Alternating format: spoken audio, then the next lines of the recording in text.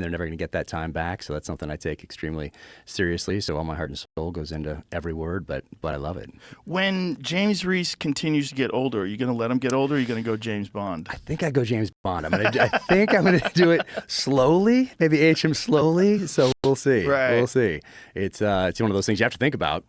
Some authors like Stephen Hunter, Daniel Silva have aged their character in real time, but that's a 20+ years series, and Especially so if they're old. out there kicking. Yeah, so if you start that, they're 40 when they start. They're getting up there now. Yeah. So it's a thing, especially if you want them to keep kicking.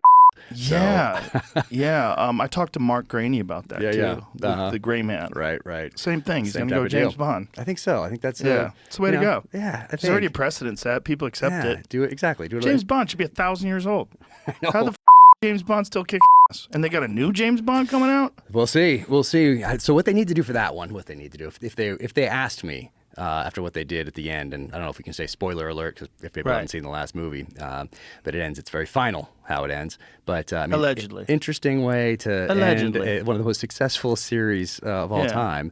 But I think you go back and you do those as period pieces. So you go back and you start with the first book, and you start it in the 50s when it was written, and so you have post World War II era Great Britain. Oh yeah, and you're doing it. You have all the cars. So in the books, he's driving an old Bentley. And it's from the 30s, so even though it's written in the 50s, so it's not the Aston Martin.